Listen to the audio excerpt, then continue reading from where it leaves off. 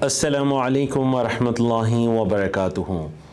الحمدللہ رب العالمین والصلاة والسلام علی المبعوث رحمۃ للعالمین سیدنا محمد وعلی آلہ واصحابہ اجمعین، واشہد ان لا الہ الا اللہ وحدہ لا شریک لہ، واشہد ان محمدا عبدہ ورسولہ بعثہ بین یدی الساعۃ بشیرا ونذیرا وداعیا الی اللہ بإذنہ وسراجا منیرا، صلی اللہ علیہ وعلی آلہ واصحابہ وسلم تسلیما کثیرا۔ اما بعد، رب اشرح لی صدری ویسر لی امری واحلل عقدۃ من لسانی یفقہوا قولی۔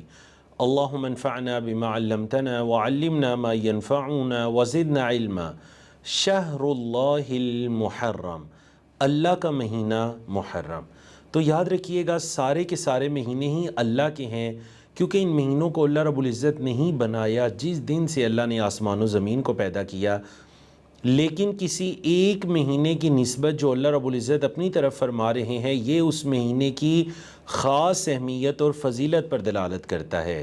تو ہم جس مہینے محرم الحرام کے اندر داخل ہونے جا رہے ہیں، یہ مہینہ اللہ کا مہینہ ہے، کیونکہ اللہ نے نبی کریم صلی اللہ علیہ وسلم نے اس مہینے کے بارے میں خود فرمایا کہ شہر اللہ، یہ اللہ کا مہینہ ہے، المحرم، جو کہ محرم ہے۔ تو اس مہینے کو کیوں اتنی اہمیت اور فضیلت حاصل ہے؟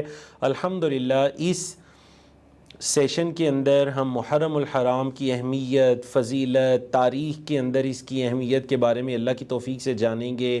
اس مہینے کے اندر کون سے اعمال کرنے چاہیے اور کون سے ایسے اعمال ہیں جو غیر شرعی ہیں اور اس مہینے کے اندر آ چکے ہیں، جن اعمال سے ہمیں اپنے آپ کو بچانا چاہیے اور اپنی اولادوں اور اپنی نسلوں کو بچانا چاہیے۔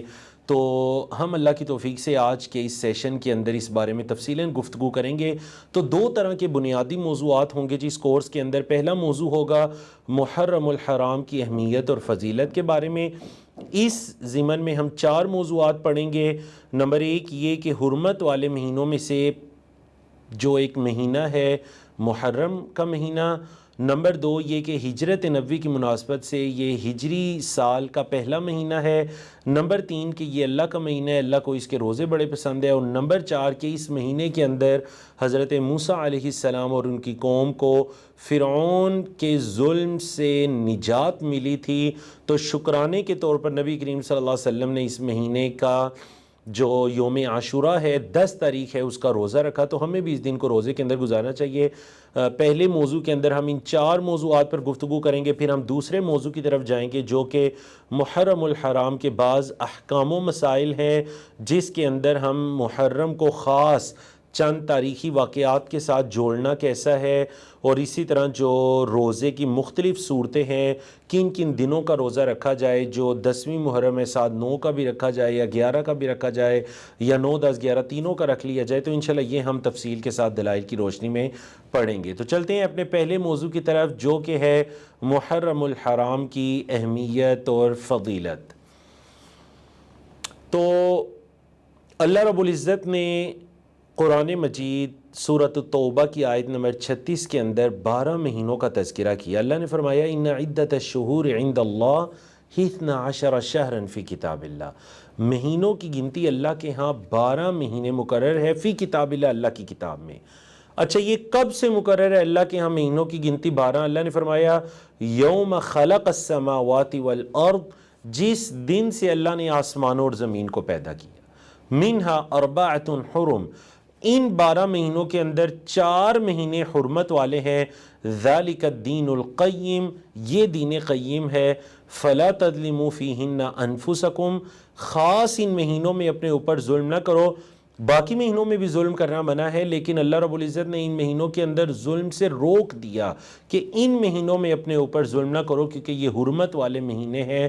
تو محترم سامعین سامعات، آپ کے علم ہے کہ اسلام سے قبل بھی ان مہینوں کی حرمت کا خیال رکھا جاتا۔ کبھی جنگ چل رہی ہوتی 2 قبیلوں کے درمیان اور حرمت والے مہینے آ جاتے تو وہ جنگ کو روک دیا کرتے تھے کہ اب حرمت والے مہینے آ چکے ہیں، یہ مہینے گزرنے کے بعد ہم پھر اپنی جنگ کو جاری کریں گے۔ تو یہ ایسے حرمت والے مہینے ہیں۔ تو یہ کون سے 4 مہینے ہیں یہ ہمیں پتہ چلے گا نبی کریم صلی اللہ علیہ وسلم کی حدیث مبارکہ سے.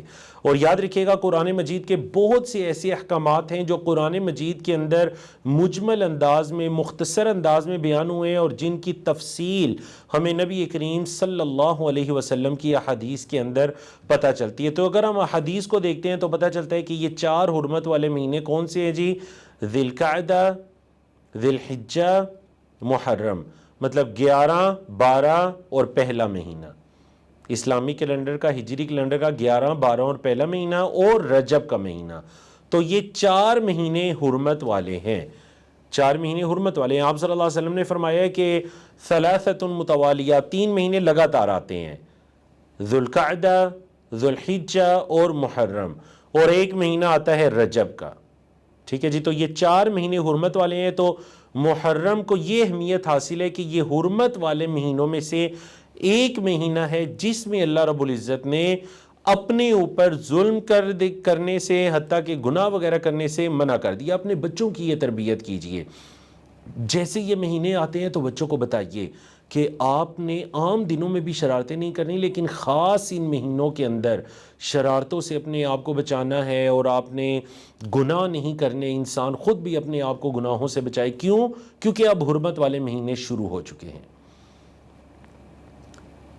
اللہ اکبر. محرم الحرام کو جو دوسری اہمیت حاصل ہے اور ہمارا یہ دوسرا موضوع ہے وہ ہے کہ یہ ہجری سال کا پہلا مہینہ ہے.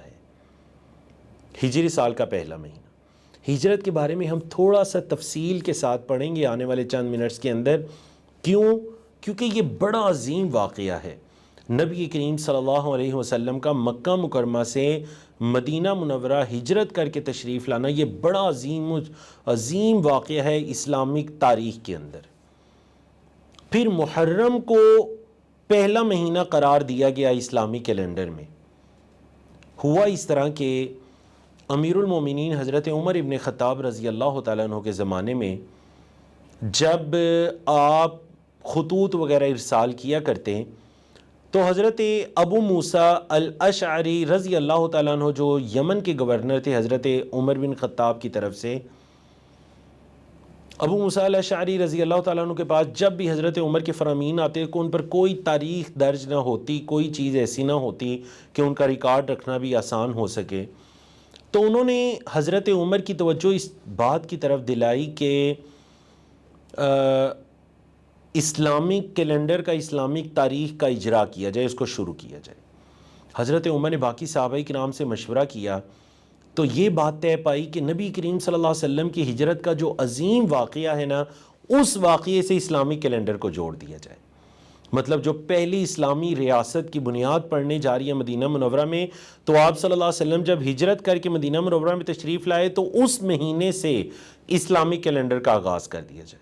یعنی اس کے اندر بہت سے ہمارے لیے دروس ہیں، لیسنز ہیں کہ دیکھیے جس طرح اسلامک ریاست کی بنیاد پڑنے جا رہی ہے تو اسی مہینے کی مناسبت سے اسلامک کیلنڈر کو بھی شروع کر دیا گیا.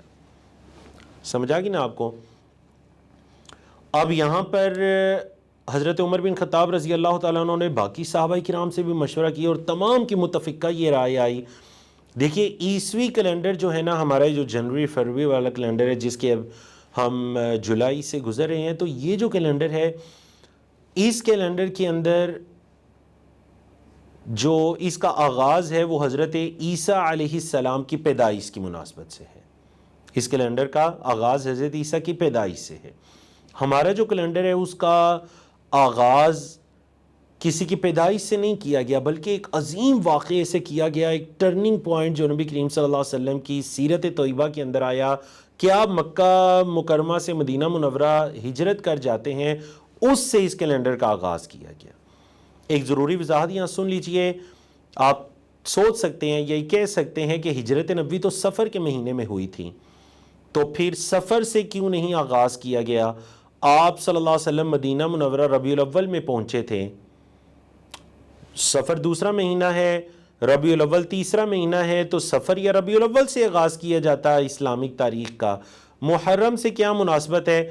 تو ایک بڑے عالم، مؤرخ، محدث، فقیہ اس امت کے جو گزرے ہیں امام ابن حجر العسقلانی رحمہ اللہ، جنہوں نے صحیح بخاری کی ایک شرح بھی لکھی ہے فتح الباری کے نام سے، وہ اس کی وجہ بیان فرماتے ہیں۔ وہ یہ کہتے ہیں، ان کی بات کا خلاصہ یہ ہے، جو عربی عبارت آپ کے سامنے لکھی ہوئی ہے، اس کی بات کا خلاصہ یہ ہے کہ آپ صلی اللہ علیہ وسلم نے اگرچہ ہجرت کا آغاز ربیع الاول میں کیا، سفر میں آپ مدینہ منورہ میں پہنچے جو دوسرا اور تیسرا مہینہ ہے، لیکن آپ صلی اللہ علیہ وسلم نے جو ہجرت کا پختہ ارادہ ہے وہ محرم کے اندر کر لیا تھا۔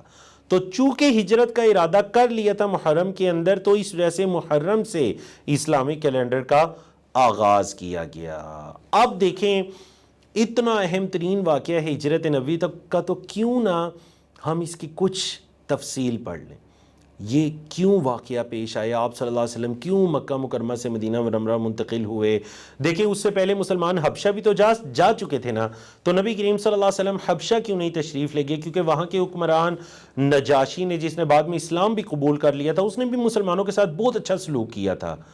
نبی کریم صلی اللہ علیہ وسلم روم بھی تو جا سکتے تھے، دیگر بھی سلطنتیں تھیں، شہر تھے، ممالک تھی، جگہ تھیں، آپ صلی اللہ علیہ وسلم نے مدینہ منورہ کا ہی انتخاب کیوں کیا؟ اللہ اکبر۔ ہجرت نبوی اسلامی تاریخ کا ایک روشن باب ہے جی۔ حضرت ابراہیم علیہ السلام کے بارے میں اللہ نے فرمایا کہ انہوں نے کیا کہا تھا، انی ذاہب الی ربی سیہدین، یعنی حضرت ابراہیم علیہ السلام نے بھی ہجرت کی، کہتے ہیں میں اپنے رب کی طرف جانے والا ہوں، ان قریب وہ مجھے راستہ دکھائے گا۔ حضرت لوط علیہ السلام نے بھی ہجرت کی، بلکہ انہوں نے تو ہجرت کا لفظ بھی استعمال کیا، فآمن لہ لوط، حضرت ابراہیم علیہ السلام پر حضرت لوط علیہ السلام ایمان لے آئے۔ وقالا، اور انہوں نے کہا، انی مہاجر الی ربی، میں اپنے رب کی طرف ہجرت کرنے والا ہوں، انہ هو العزیز الحکیم، بے شک وہ اللہ غالب حکمت والا ہے۔ حضرت موسیٰ علیہ السلام نے بھی ہجرت کی، ان کے بارے میں کیا فرمایا کہ وَلَقَدْ أَوْحَيْنَا إِلَى مُوسَىٰ أَنْ أَسْرِ بِعِبَادِي، ہم نے موسیٰ کی طرف وحی کی کہ ہمارے بندوں کو لے کر نکلی ہے۔ تو جو حضرت موسیٰ علیہ السلام مصر سے لے کر بنی اسرائیل کو نکلے تھے، تو وہ بھی در حقیقت ہجرت ہی تھی۔ ہجرت کا لفظی مطلب ہوتا ہے چھوڑنا، کسی چیز کو ترک کر دینا، چھوڑ دینا، اپنے وطن، مال، دولت، بعض اوقات اہل و عیال کو چھوڑنا، اپنے دین کو بچاتے ہوئے، اس کو ہجرت کہتے ہیں، اس کو ہجرت کہتے ہیں۔ تو تین انبیاء رسول کے واقعات کی طرف اشارہ کیا گیا، حضرت ابراہیم علیہ السلام، حضرت لوط علیہ السلام اور حضرت موسیٰ علیہ السلام، جنہوں نے اللہ کے لیے ہجرت کی۔ اب دیکھیں، یہ انبیاء رسول کی سنت ہے، تو نبی کریم صلی اللہ علیہ وسلم اس پر کیسے عمل نہ کرتے؟ اللہ اکبر۔ تھوڑا سا ہجرت کا بیک گراؤنڈ سن لیجئے۔ نبوت کا 11واں سال ہے، یاد رکھیے گا، جو مکی دور کے سال ہیں نا 13، ان کو کہتے ہیں نبوی سال یا نبوت کے سال، اور جو مدینہ منورہ کا 10 سال ہے اس کو کہتے ہیں ہجرت کے سال، ٹھیک ہے جی۔ تو نبوت کا 11واں سال ہے، حج کا موسم ہے، مختلف قبائل مکہ مکرمہ کے اندر آتے ہیں حج کے لیے، تو اسی میں اوس اور خزرج کے قبائل بھی تھے جو مدینہ منورہ میں آباد تھے۔ اللہ کے رسول صلی اللہ علیہ وسلم دیکھتے کہ مکہ مکرمہ میں، مینا میں، مزدلفہ میں، عرفات میں مختلف لوگ جمع ہیں، تو آپ صلی اللہ علیہ وسلم ان کے پاس جا جا کر ان کو دعوت دیا کرتے تھے۔ اب جب مدینہ کے لوگوں کو پتہ چلا کہ کوئی ایسا شخص ہے جو یہ کہہ رہے ہیں کہ میں اللہ کا رسول ہوں اور میرے تک اللہ کا پیغام آتا ہے، اللہ نے مجھے اپنی رسالت، اپنے پیغام کو اپنے بندوں تک پہنچانے کے لیے چن لیا ہے، تو چونکہ وہ نبی کریم صلی اللہ علیہ وسلم کا تذکرہ یہود کی زبان سے سنتے رہتے تھے، تو مدینہ جس کا نام یثرب تھا، یثرب سے تعلق رکھنے والے 6 لوگوں نے اسلام قبول کر لیا، جن کے نام درج ہیں، اسعد بن زرارہ ہیں، عوف بن مالک ہیں، رافع بن مالک ہیں، عقبہ بن عامر ہیں، قطبہ بن عامر ہیں، اور حارث بن عبداللہ ہیں۔ ان 6 لوگوں نے اسلام قبول کیا۔ یہ نبوت کا 11واں سال ہے، یہ ہجرت سے پہلے کا واقعہ ہے۔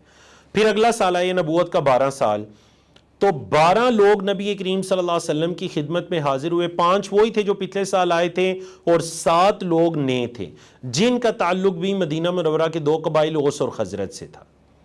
اور ان 12 کے 12 لوگوں نے نبی کریم صلی اللہ علیہ وسلم کی بیعت کی۔ آپ صلی اللہ علیہ وسلم نے ان کے ساتھ حضرت مصعب بن عمیر کو مدینہ منورہ بھیجا اور کہا جا کر لوگوں کو دین اسلام کی تعلیم دیجئے. تو مصعب بن عمیر کو یہ شرف حاصل ہے رضی اللہ تعالیٰ عنہ کہ آپ اسلام کے پہلے سفیر، پہلے داعی تھے جس کو کسی علاقے کی طرف اسلام کی دعوت تبلیغ کے لیے بھیجا گیا تھا.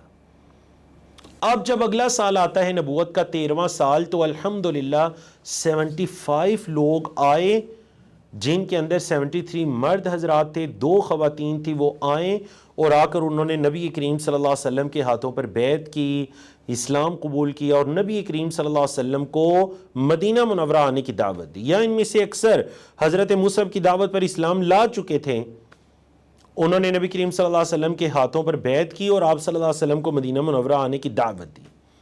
تو یاد رکھیے گا یہ وہ وجہ ہے جس وجہ سے آپ صلی اللہ علیہ وسلم نے ہجرت کے لیے مدینہ منورہ کو منتخب کیا باقی کسی علاقے کی بجائے. نبی کریم صلی اللہ علیہ وسلم کے چچا حضرت عباس نے ان لوگوں کو یہ احساس دلایا کہ دیکھیں جو آپ نبی کریم صلی اللہ علیہ وسلم کو مدینہ منورہ آنے کی دعوت دے رہے ہیں تو اس کا اصل میں مطلب کیا ہے. مطلب یہ ہے کہ پھر تنگی اور خوشحالی ہر حال میں نبی کریم صلی اللہ علیہ وسلم کا ساتھ دو گے، اگر کبھی اسلام کے لیے جان دینی پڑے گی تو تیار رہو گے، مال دینا پڑے گا تو تیار رہو گے، ہر حال میں ساتھ دو گے. امر بالمعروف اور نہی عن المنکر کے فریضے کو سر انجام دو گے، نیکی کا حکم دے گو، برائی سے روکو گے اور اللہ کی راہ میں نکلو گے اور کسی ملامت کرنے والے کی ملامت کی پرواہ نہیں کرو گے. اور اس کے علاوہ کچھ مزید شقیں بھی تھیں. یہ ساری شقیں ان کو بتائی گئیں اور وہ اس چیز پر ایگری تھے کہ ہم ان تمام شروط کو مانتے ہیں. نبی کریم صلی اللہ علیہ وسلم مدینہ منورہ تشریف لے آئے.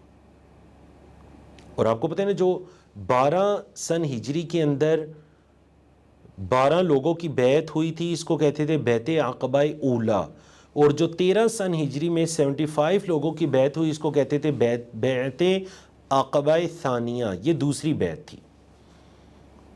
اب کیا ہے کہ مسلمان مکہ مکرمہ کے اندر مشرکین کے مظالم سے تنگ ہیں، تو جب کسی مسلمان کو موقع ملتا وہ مدینہ منورہ کی طرف نکلنا شروع ہو گئے. نبی کریم صلی اللہ علیہ وسلم نہیں تشریف لے جا رہے. کیوں؟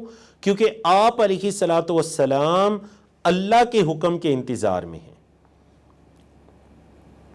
سمجھ آئی جی؟ تو دیکھ لیجئے نا، یہ ہجرت سے پہلے یعنی ہجرت ہوئی تھی نبوت کے 14ویں سال کے شروع میں. محرم میں آپ نے ارادہ کیا، ربیع الاول میں محرم کے بعد سفر کے اندر سفر کا آغاز کیا، دوسرا مہینہ، اور تیسرا مہینہ ربیع الاول میں آپ صلی اللہ علیہ وسلم مدینہ منورہ پہنچ چکے تھے.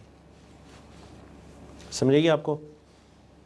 تو یہ جو 13ویں سن نبوت کے اندر آخری مہینہ تھا نا، 12واں مہینہ ذوالحجہ کا مہینہ، اس مہینے کے اندر انہوں نے آپ صلی اللہ علیہ وسلم کو حج کے موقع پر دعوت دے دی تھی. تو چند ہی ماہ کے بعد یعنی ذوالحجہ کے بعد جو اگلا مہینہ محرم کے اس میں آپ نے ارادہ فرما لیا مدینہ منورہ جانے کا. جب مسلمانوں کو موقع ملتا وہ جاتے رہتے. حضرت صہیب چلے گئے، حضرت عمر رضی اللہ تعالیٰ عنہ چلے گئے، نبی کریم صلی اللہ علیہ وسلم انتظار میں، اور حضرت ابوبکر صدیق نبی کریم صلی اللہ علیہ وسلم کے رفیق خاص، وہ اس انتظار میں ہے کہ جب نبی کریم صلی اللہ علیہ وسلم ہجرت کا ارادہ فرمائے تو میں آپ کے ساتھ نکلوں. اب مشرکین کو یہ پتہ چل چکا تھا کہ مسلمان چونکہ دین اسلام مدینہ منورہ میں پھیل چکا ہے، کئی لوگ اسلام قبول کر چکے ہیں، حضرت مصعب ان کو دعوت دے رہے ہیں، اور اب دیگر جو مسلمان ہیں حضرت صہیب، حضرت عمر، یہ بھی مدینہ منورہ جا چکے ہیں. جب کسی مسلمان کو موقع ملتا وہ مدینہ منورہ جاتا، تو انہیں یہ خدشہ تھا کہ نبی کریم صلی اللہ علیہ وسلم کسی بھی وقت مکہ مکرمہ سے نکل کر مدینہ منورہ چلے جائیں گے. اور اگلا ڈر انہیں یہ تھا کہ ہمارے جو تجارتی قافلے ہیں وہ مدینہ منورہ سے گزر کر آگے جاتے ہیں، تو اگر مسلمان مدینہ منورہ کے اندر قوت پکڑ لیتے ہیں تو پھر ہمارے ان تجارتی قافلوں کا کیا بنے گا.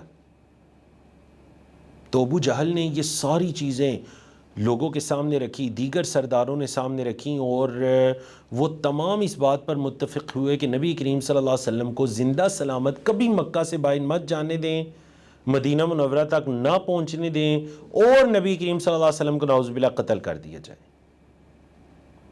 سارے مشرکین کے قبائل اس چیز پر جمع ہو گئے، اور ہر قبیلے کا ایک ایک فرد اس قتل کرنے میں شریک ہوگا، تاکہ نبی کریم صلی اللہ علیہ وسلم کے خاندان کے لوگ کسی ایک قبیلے سے قصاص طلب نہ کر سکیں، اور یہ قصاص 12 کے 12 قبائل میں تقسیم ہو جائے، اور پھر وہ 12 قبائل سے تو نہیں لڑ سکیں گے۔ انہوں نے اپنی طرف سے یہ حکمت عملی کی۔ دوپہر کا وقت ہے، حدیث کی راویہ حضرت عائشہ بتلاتی ہیں کہ نبی کریم صلی اللہ علیہ وسلم دوپہر کے وقت میں ہمارے گھر تشریف لائے، آ کر کہنے لگے، اللہ کے رسول صلی اللہ علیہ وسلم کہنے لگے، ابو بکر صدیق قد اذن لی فی الخروج، مجھے خروج کی اجازت مل گئی ہے، مکہ سے نکلنے کی، مدینہ منورہ جانے کی اجازت مل چکی ہے۔ ابو بکر صدیق نے ایک ہی لفظ کہا، الصحبۃ یا رسول اللہ، اے اللہ کے رسول صلی اللہ علیہ وسلم، سفر میں آپ کی صحبت چاہیے، آپ کا ساتھی بننا چاہتا ہوں۔ قال نعم، آپ صلی اللہ علیہ وسلم فرمایا، ہاں اے ابو بکر، میں نے تمہیں ہی اپنا ساتھی چنا۔ حضرت عائشہ فرماتی ہیں، میں نے اپنے والد گرامی کو دیکھا، یبکی، وہ رو رہے تھے، اور اس سے پہلے تو مجھے یہ گمان ہی نہیں تھا کہ کوئی خوشی کی وجہ سے بھی روتا ہے۔ جب میں نے اپنے والد گرامی حضرت ابوبکر کو دیکھا کہ آپ صلی اللہ علیہ وسلم کے ساتھ سفر کرنے کی خوشی اتنی تھی کہ رو پڑے، اللہ اکبر۔ پھر جا کر مجھے پتا چلا کہ خوشی کے بھی آنسو ہوتے ہیں، جیسے غم کے آنسو ہوتے ہیں، اس طرح خوشی کے بھی آنسو ہوتے ہیں۔ نبی کریم صلی اللہ علیہ وسلم کے مکان کا گھراؤ کر لیا گیا، کیونکہ مشرکین کو اچھی طرح سے پتا تھا کہ نبی کریم صلی اللہ علیہ وسلم موقع ملتے ہی نکل جائیں گے۔ اب یہ کون سی تاریخیں ہیں؟ نبوت کا 14واں سال ہے، مکہ مکرمہ کے اندر یہ 14واں سال ہے، اور سفر کی، یعنی جو اسلامی کیلنڈر کا دوسرا مہینہ ہے سفر، اس کی 27 تاریخ ہے۔ اللہ کے رسول صلی اللہ علیہ وسلم نے ہجرت کا ارادہ کر لیا۔ اللہ نے قرآن مجید سورۃ الانفال میں اس بارے میں ارشاد فرمایا کہ وَإِذْ يَمْكُرُ بِكَ الَّذِينَ كَفَرُوا، جب کافی لوگ آپ کے بارے میں یہ چال چل رہے تھے، لِيُثْبِتُوكَ، کہ آپ کو روک لیں، قید کر دیں، او یقتلوک، یا آپ کو قتل کر دیں، او یخرجوک، یا آپ کو نکال دیں، وَيَمْكُرُونَ، وہ بھی مکر کر رہے تھے، وَيَمْكُرُ اللَّهُ، اور اللہ بھی مکر کر رہا تھا، اور اللہ بھی، یاد رکھیے گا مکر کا لفظ یہاں پر ان لوگوں کے لیے بھی استعمال ہوا اور اللہ رب العزت کے لیے بھی استعمال ہوا۔ وہ بھی مکر کر رہے تھے، اللہ بھی مکر کر رہا تھا، یمکر اللہ، لیکن فرق کیا ہے؟ ان کا مکر انتہائی کمزور، ضعیف تھا، اور اللہ رب العزت کی جو ایک مکر ہے، یہ ایک تدبیر کے معنی میں ہے کہ اللہ رب العزت بھی اس معاملے کی تدبیر کر رہے تھے۔ واللہ خیر الماکرین، اور اللہ سب سے بہترین تدبیر کرنے والا ہے۔ آپ نے اپنے بستر پر، اللہ کے رسول صلی اللہ علیہ وسلم نے اپنے بستر پر حضرت علی کو لٹایا، اور یہ آیت کریمہ زبان پر تھی، اور آپ اپنے گھر سے نکلے۔ وَجَعَلْنَا مِن بَيْنِ أَيْدِيهِمْ سَدًّا، ہم نے ان کے آگے بھی رکاوٹ بنا دی، وَمِن خَلْفِهِمْ سَدًّا، اور ان کے پیچھے بھی رکاوٹ بنا دی، فَأَغْشَيْنَاهُمْ، ہم نے ان کو ڈھانپ لیا، فَهُمْ لَا يُبْصِرُونَ، اور وہ نہیں دیکھ سکتے۔ آپ صلی اللہ علیہ وسلم نے پتھروں کی ایک مٹھی بھری اور پوری قوت کے ساتھ مشرکین کی طرف پھینکا۔ ان پتھروں کے ذریعے یا ریت کے ذرات کے ذریعے مشرکین کی نظر ہی چلی گئی، انہیں کو دکھائی نہیں دے رہا تھا۔ آپ صلی اللہ علیہ وسلم امن و امان سے نکلے، حضرت ابوبکر صدیق کے گھر میں گئے اور ان کو لے کر سفر کا آغاز کر دیا۔ بہترین حکمت عملی یہ تھی کہ آپ صلی اللہ علیہ وسلم مدینہ منورہ جانے والا جو عام راستہ ہے نا، اس راستے سے نہیں گئے، بلکہ اس سے ہٹ کر ایک راستے سے گئے۔ حضرت ابوبکر صدیق نے پہلے سے ایک شخص جو راستوں کا ماہر تھا، عبداللہ بن عریقۃ اللیثی، بعد میں انہوں نے اسلام بھی قبول کر لیا تھا، ان کو پہلے سے معاوضہ دے کر تیار کر کے رکھا ہوا تھا کہ آپ نے ہمیں راستے کی رہنمائی کرنی ہے اور مدینہ منورہ تک پہنچانا ہے۔ جانور بھی تیار ہیں، راستے دکھانے والا شخص بھی تیار ہے، نبی کریم صلی اللہ علیہ وسلم نے بھی ارادہ فرما لیا۔ تو یہ جو آپ کو سلائیڈ میں دکھائی دے رہا ہے نا، گرین کلر کا جو راستہ ہے، یہ مدینہ منورہ جانے والا عام راستہ تھا، لیکن نبی کریم صلی اللہ علیہ وسلم نے جو ریڈ کلر والا راستہ دکھائی دے رہا ہے، یہ اختیار کیا مدینہ منورہ جانے کے لیے۔ عام راستے پر نہیں گئے، کیونکہ آپ کے علم میں تھا کہ پیچھے کوئی نہ کوئی لوگ ضرور تلاش کرنے آئیں گے انعام وغیرہ کی لالچ میں۔ تو نبی کریم صلی اللہ علیہ وسلم عام شاہراہ کو چھوڑ کر ایک اس حکمت عملی کی وجہ سے دائیں بائیں کی شاہراہوں پر گئے۔ اب کیا ہوتا ہے، قریش کو اگلی صبح پتہ چلا کہ بستر پر تو نبی کریم صلی اللہ علیہ وسلم ہے ہی نہیں ہے، وہاں تو حضرت علی رضی اللہ تعالیٰ عنہ ہیں۔ تو انہوں نے حضرت علی پر ظلم کیا، ان سے پوچھنا چاہا، انہوں نے کہا کچھ مجھے معلوم نہیں۔ حضرت ابوبکر صدیق کے گھر میں گیا، وہاں آپ کی بیٹی حضرت اسماء بنت ابوبکر پر اس نے ظلم کیا، بالآخر انعام مقرر کر دیا، جی جو محمد صلی اللہ علیہ وسلم کو زندہ یا فوت شدہ کسی حالت میں لے کر آئے گا اس کے لیے 100 اونٹ انعام ہے۔ کئی مشرکین نبی کریم صلی اللہ علیہ وسلم کو تلاش کرتے ہوئے نکلے، اور آپ صلی اللہ علیہ وسلم کی بہترین حکمت کے ایک تو راستہ بدل کر گئے اور فوراً سفر کا آغاز نہیں کیا، بلکہ آپ صلی اللہ علیہ وسلم مکہ سے نکل کر مدینہ کی طرف جانے کی بجائے مکہ میں ہی واقع غار ثور کے اندر جا کر آپ صلی اللہ علیہ وسلم 3 دن تک وہاں پر پڑاؤ کرتے ہیں، غار ثور کے اندر پناہ لیتے ہیں، تاکہ جب مشرکین تلاش کرنے نکلیں راستے سے تھک آ کر واپس آ جائیں اور اس کے بعد پھر ہم اپنے سفر کا آغاز کریں۔ غار ثور میں ایک واقعہ جو پیش آیا، مشرکین بالکل قریب آگے، حضرت ابوبکر صدیق رو پڑتے ہیں، نبی کریم صلی اللہ علیہ وسلم نے فرمایا ابوبکر لا تحزن، پریشان مت ہوں، ان اللہ معنا، اللہ ہمارے ساتھ ہے، جب اللہ ہمارے ساتھ ہے تو آپ کیوں پریشان ہو رہے ہیں؟ ما ظنک باثنین اللہ ثالثہما، ان 2 کے بارے میں تمہارا کیا گمان ہے جن کا تیسرا اللہ ہے؟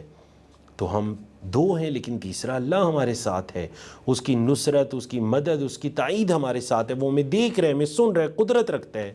اللہ اکبر۔ جب آپ صلی اللہ علیہ وسلم مدینہ منورہ کی طرف گئے تو راستے میں ایک اور واقعہ پیش آیا، حضرت سراقہ بن مالک، بعد میں انہوں نے اسلام بھی قبول کر لیا تھا رضی اللہ تعالیٰ عنہ، یہ نبی کریم صلی اللہ علیہ وسلم کا پیچھا کرتے کرتے بالکل قریب آ گئے، گھوڑے کے پاؤں زمین میں دسنا شروع ہو گئے، نبی کریم صلی اللہ علیہ وسلم کا ایک معجزہ ظاہر ہوتا ہے، کہا میرے لیے دعا کیجئے میں واپس چلا جاؤں گا، دعا کی، اس کے گھوڑے کے پاؤں نکلے اور اس نے دوبارہ حملہ کرنا چاہا، دوبارہ گھوڑے کے پاؤں دس جاتے ہیں۔ تب سراقہ کہتے ہیں مجھے یقین ہو گیا کہ نبی کریم صلی اللہ علیہ وسلم کا دین غالب آئے گا اور آپ ایک سچے نبی ہیں، تو کہنے لگے اللہ کے رسول صلی اللہ علیہ وسلم مجھے امان لکھ دیجئے کہ جب آپ کا دین غالب آئے گا تو مجھے کچھ نہیں کہا جائے گا۔ نبی کریم صلی اللہ علیہ وسلم سے تحریر لکھوائی اور واپس مکہ کے راستے میں چلا گیا۔ فائدہ یہ ہوا کہ راستے میں جو آ رہے تھے نبی کریم صلی اللہ علیہ وسلم کی تلاش کے لیے، ان سب کو کہا کہ واپس چلے جاؤ، اس راستے سے میں دیکھ کر آ رہا ہوں، یہاں محمد صلی اللہ علیہ وسلم نہیں ہے۔ مدینہ کے لوگ روز آپ صلی اللہ علیہ وسلم کی، چونکہ وہ خبر تو سن چکے تھے کہ آپ مکہ سے نکل چکے ہیں، روز راستوں میں بیٹھتے، شدت سے انتظار کرتے، یہاں تک کہ ربیع الاول کی 8 تاریخ کو نبی کریم صلی اللہ علیہ وسلم مدینہ منورہ کے اندر پہنچتے ہیں۔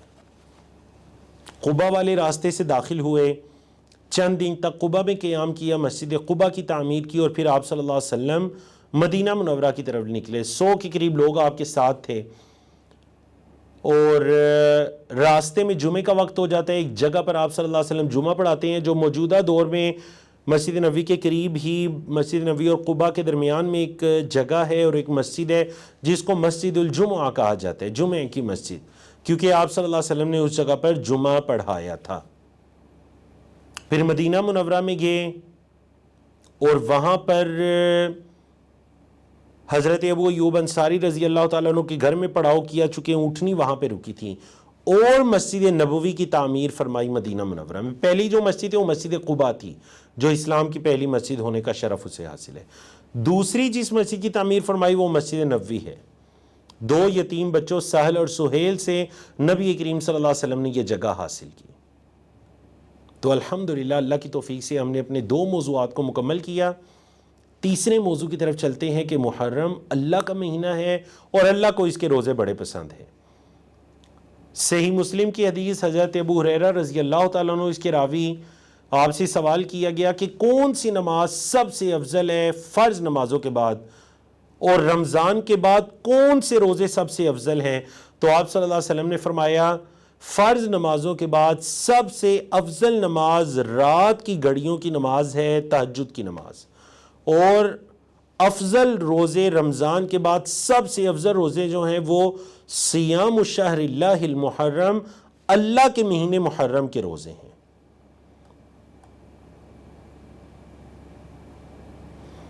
ایک اور واقعہ بھی پیش آتا ہے، اور وہ واقعہ یہ تھا کہ نبی کریم صلی اللہ علیہ وسلم جب مدینہ منورہ تشریف لائے تو آپ نے دیکھا کہ یہود 10 محرم کا روزہ رکھتے ہیں۔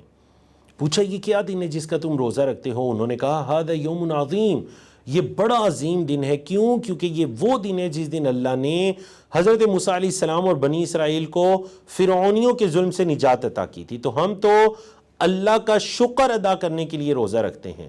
نبی کریم صلی اللہ علیہ وسلم نے جب یہ ریزن سنی نا روزہ رکھنے کی تو فرمایا کہ ہم تم سے زیادہ موسیٰ کا حق رکھتے ہیں، کیونکہ موسیٰ بھی اللہ کے رسول تھے، میں بھی اللہ کا رسول ہوں. ان کا دین بھی دین توحید تھا، ایک اللہ کی عبادت کی طرف بلانا تھا، اور ہمارا دین بھی دین توحید ایک اللہ کی عبادت کی طرف بلانا ہے. تو آپ صلی اللہ علیہ وسلم فرمایا ہم زیادہ حق رکھتے ہیں، تو خود بھی روزہ رکھا 10 محرم کا اور دیگر افراد کو بھی روزہ رکھنے کا حکم دیا.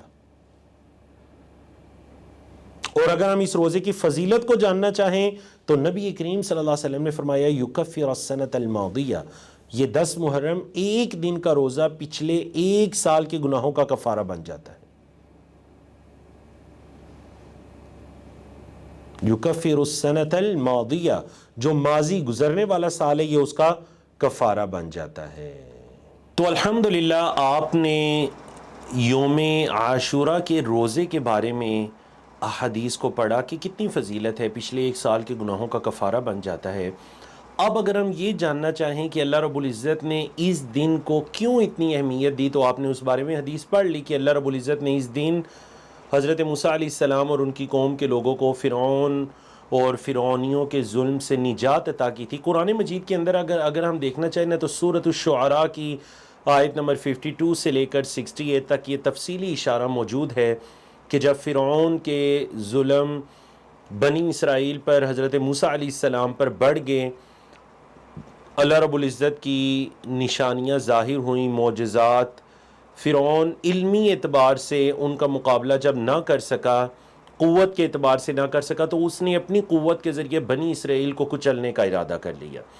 یاد رکھیے گا بنی اسرائیل پر 2 مرتبہ یہ آزمائش آئی تھی. ایک موسیٰ علیہ السلام کی پیدائش سے پہلے کہ ان کے بیٹوں کو ذبح کیا جانے لگا، عورتوں کو چھوڑنے لگے، اور ایک جب حضرت موسیٰ علیہ السلام کے معجزات کی وہ تاب نہ لا سکا تو پھر سے اس نے وہی کام کیا کہ وہ بیٹوں کو ذبح کرنا شروع ہو گیا. ٹھیک ہے جی. اب حضرت موسیٰ علیہ السلام نے ہجرت کا ارادہ کر لیا کہ وہ مصر سے بنی اسرائیل کو لے کر نکلیں گے. فرعون کو جب پتہ چلتا ہے تو وہ پہرے دار مقرر کر دیتا ہے، اور انہی آیات کے اندر اس کی طرف اشارہ ہے جو آیات آپ کو دکھائی بھی دے رہی ہیں. سورۃ الشعراء کی آیت نمبر 52 سے لے کر 68 تک تمام اس واقعے کی طرف اشارہ ہے.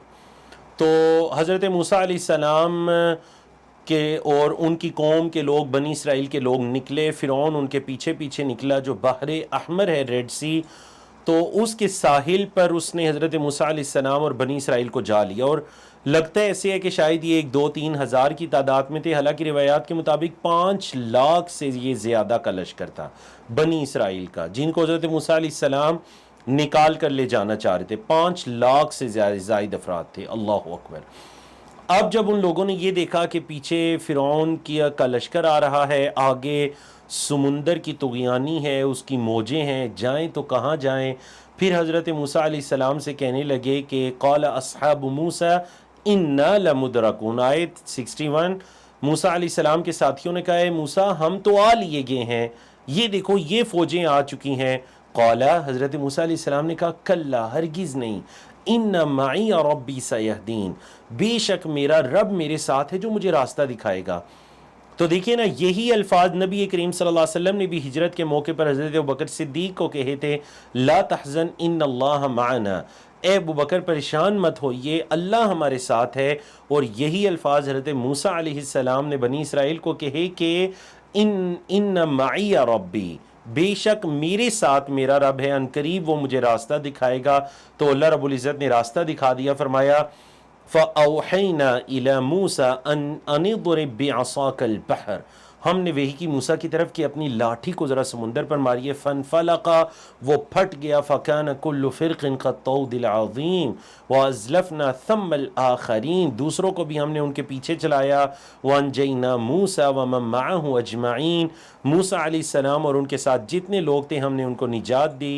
ثُمَّ أَغْرَقْنَا الْآخَرِينَ، پھر دوسروں کو ہم نے ڈبو دیا، غرق کر دیا. ان فی ذلک لآیہ، بے شک اس میں البتہ نشانی ہے. وما کان اکثرهم مؤمنین، اور ان کے اکثر اللہ پر ایمان لانے والے نہیں تھے.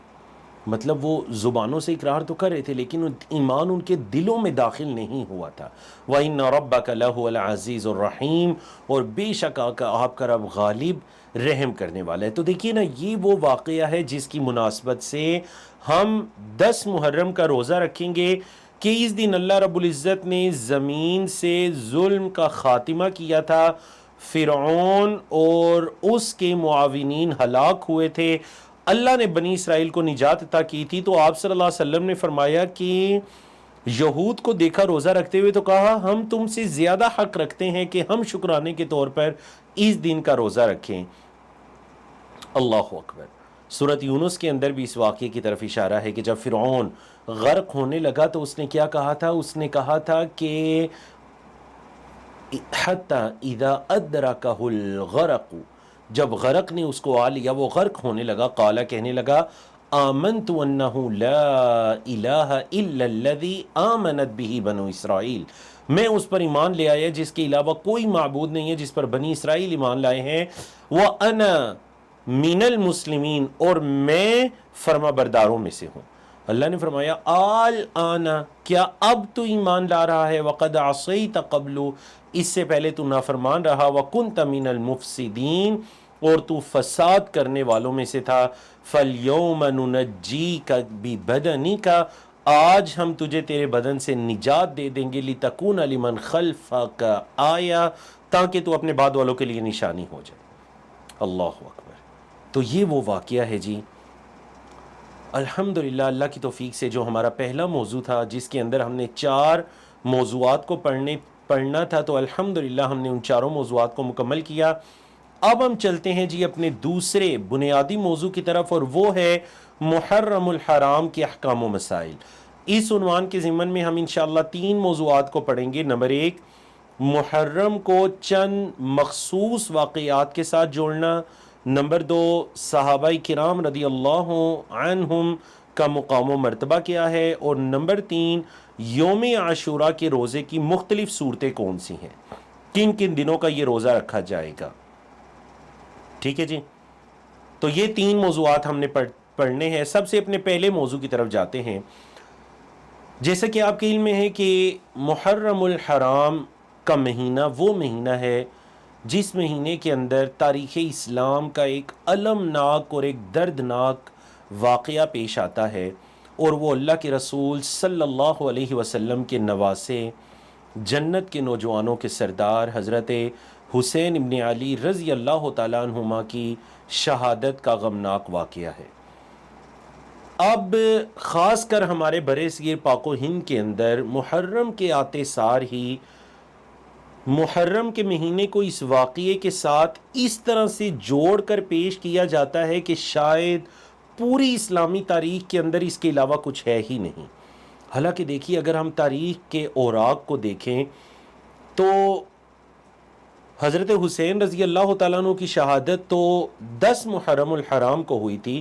حضرت عمر بن خطاب رضی اللہ تعالیٰ عنہ کی شہادت 1 محرم کو ہوئی تھی. تو دیکھیں وہ بھی بہت ظلم ہوا تھا. مدینہ منورہ کے اندر اپنے مسلح امامت پر ہیں اور ایک شخص نے آ کر ان پر قاتلانہ حملہ کیا. اب اگر شریعت ہمیں اس چیز کی اجازت دیتی کہ مختلف شہادتوں کو منایا جائے تو دیکھیں پھر حضرت عمر بن خطاب رضی اللہ تعالیٰ عنہ کی شہادت امیر المومنین ہے، مسلمانوں کے خلیفہ ہیں، وہ بھی حق رکھتی ہے. حضرت عثمان رضی اللہ تعالیٰ عنہ جن کو 18 ذی الحجہ کو شہید کیا گیا، ظلم کرتے ہوئے شہید کیا گیا، مدینہ منورہ کے اندر ان کو گھر میں بند کر دیا گیا، کھانا پینا تک ان سے دور کر دیا گیا. مدینہ منورہ کا وہ کنواں جس کو انہوں نے خرید کر وقف کیا تھا مسلمانوں کے لیے، اس کنویں سے بھی ان کو روک دیا گیا. بتائیے ذرا، یہ بھی کیا کوئی کم المناک واقعہ ہے؟ کیا ہمیں پھر ذی الحجہ کے مہینے میں 18 ذی الحجہ کو یا ان دنوں کو اس غم میں نہیں منانا چاہیے؟ دوسری طرف دیکھیں، کیا نبی کریم صلی اللہ علیہ وسلم کی وفات کیا ہم صحابہ کرام کو غمزدہ کرنے والی نہیں تھیں، پھر ہمیں اس میں بھی غم منانا چاہیے۔ حضرت علی رضی اللہ تعالیٰ عنہ کی شہادت ہے، اس میں بھی غم منانا چاہیے۔ دیگر جو صحابہ کرام ہیں جو شہید ہوئے، ہمیں ان سب کا غم اگر اس طرح منانا چاہیے تو یاد رکھیے گا سال کے اندر کوئی دن ایسا نہیں بچے گا جس دن کے اندر کوئی عزا، کوئی ماتم یا کوئی غم ایسے نہ منایا جاتا ہو۔ اس وجہ سے شریعت اسلامیہ ہماری کیا رہنمائی کرتی ہے، اس سے پہلے یہ جان لیجئے کہ نعوذ باللہ اس بات کے کرنے کا قطعاً مقصد یہ نہیں ہے کہ کوئی حضرت حسین ابن علی یا حضرت حسن ابن علی یا نبی کریم صلی اللہ علیہ وسلم کی آل اولاد کے ان عظیم افراد اور عظیم ہستیوں کی شان و منزلت کو کوئی کم کرنا مقصود ہے، نہیں۔ حضرت حذیفہ بن یمان رضی اللہ تعالیٰ عنہ فرماتے ہیں کہ میں نبی کریم صلی اللہ علیہ وسلم کے پاس آیا اور میں نے آ کر نبی کریم صلی اللہ علیہ وسلم کے ساتھ مغرب کی نماز پڑھی۔ پھر آپ صلی اللہ علیہ وسلم عشاء کی نماز تک میں رکا۔ جب آپ صلی اللہ علیہ وسلم نے عشاء کی نماز پڑھی تو آپ صلی اللہ علیہ وسلم اٹھے، فاتبعتہ، تو میں بھی آپ صلی اللہ علیہ وسلم کے پیچھے ہو لیا۔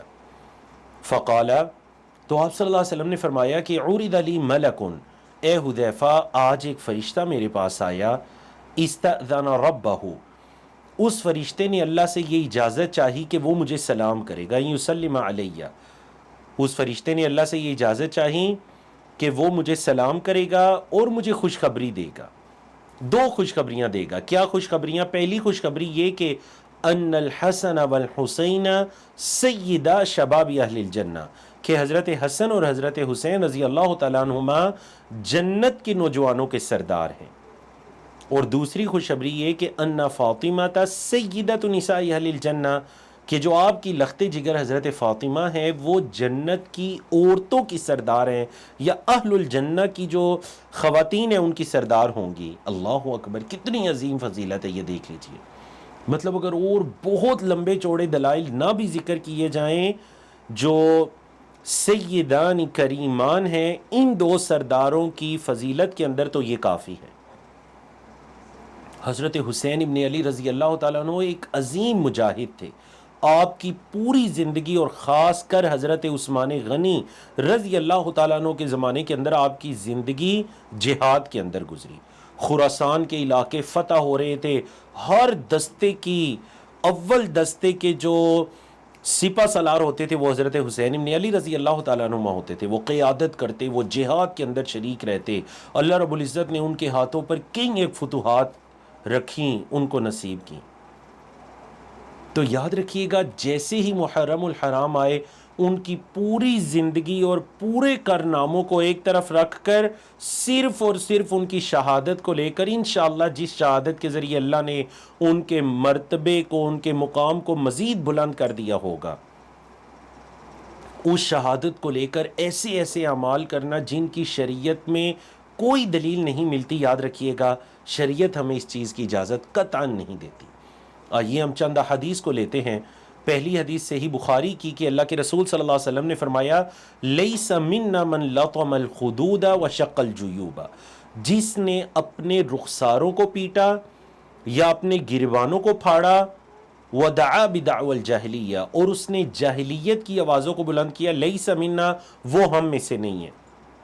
بولے وہ ہم میں سے نہیں ہے۔ اب دیکھیں نا، نبی کریم صلی اللہ علیہ وسلم کسی کے بارے میں کہہ دیں کہ یہ ہم میں سے نہیں ہے، کتنی بڑی وعید ہے۔ جس نے یہ تین کام کیے، اپنے رخساروں کو پیٹا، گریبانوں کو پھاڑا اور جاہلیت کی آوازوں کو بلند کیا۔ تو یاد رکھیے گا عام فوتگیوں پر بھی ہمیں زبان سے الفاظ ادا کرنے کی اجازت نہیں ہے۔ ہاں ادا کریں، اللہ مجھے صبر عطا کرے، اللہ اس کی مغفرت فرما، انا للہ و انا الیہ راجعون، دیگر الفاظ، لیکن وہ جو غم کے الفاظ ہیں جس سے دوسروں کے جذبات بھی بھڑک اٹھتے ہیں، یہ جاہلیت کے الفاظ ہیں، شریعت نے اسے منع کر دیا۔ نہ محرم الحرام کے اندر اور نہ عام ایام کے اندر کسی کی وفات پر ایسا کوئی فعل یا قول ہم کہہ سکتے ہیں۔